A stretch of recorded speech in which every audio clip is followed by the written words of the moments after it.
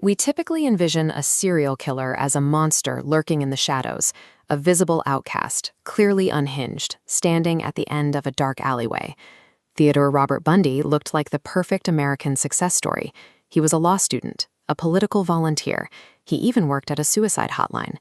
Beneath that appearance, this charismatic student was quietly operating as a predator, eventually confessing to 30 murders across 7 states.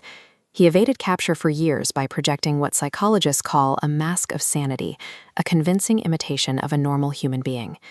To understand how a predator like this functions in the open, we must look past the smile and break down the specific psychological camouflage that hid his true nature from everyone he met. The cracks in his psyche began in childhood. Bundy grew up believing his grandparents were his parents and that his biological mother was actually his sister. Psychologists note this identity confusion created deep emotional wounds early on. Warning signs surfaced soon after. He became isolated from his peers, developed an intense fascination with weapons, and lied pathologically. Because these dark impulses are rejected by society, a young Bundy realized he had to build a disguise to survive in the normal world. Bundy engineered his charm as a defense mechanism, built layer by layer to conceal a broken mind.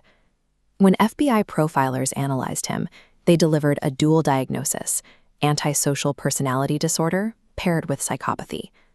The first functional pillar of this diagnosis is a total lack of genuine empathy. He felt detached from the pain of others, allowing him to mimic human emotions like joy or sorrow without actually experiencing them. The second pillar is extreme compartmentalization. He maintained a mental separation that kept his brutal acts strictly isolated from his daily life as a student. Zero empathy and compartmentalization formed the core of his psychology, allowing him to maintain a convincing mask of sanity. Standard investigative methods, like profiling or interrogations, were often ineffective against this polished exterior. His pathology remained intact, while the dark traits beneath stayed entirely hidden.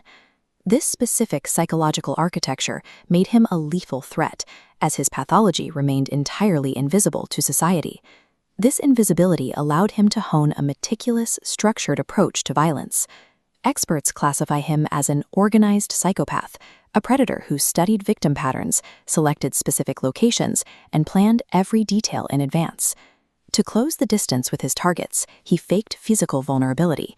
He would approach women wearing an arm in a sling or using crutches, asking for help to load things into his car.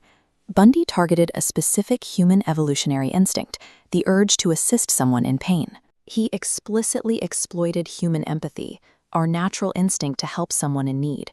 By faking a physical vulnerability, he weaponized this normal, compassionate response, turning a simple moment of assistance into a fatal trap.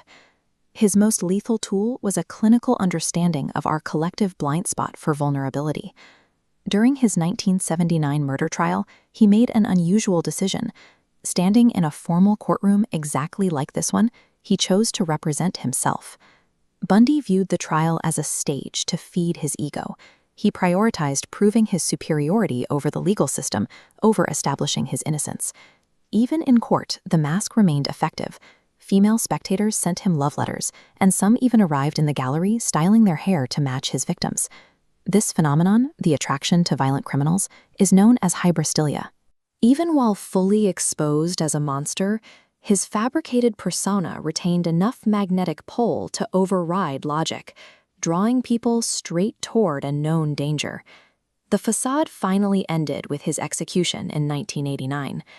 Until his final breath, he displayed a total absence of genuine remorse. Bundy's case provides behavioral science with a permanent blueprint, showing exactly how psychopathy builds its armor and integrates into society. The most lethal threats rarely match the monsters of our imagination. Human charm serves as a highly effective camouflage for violence.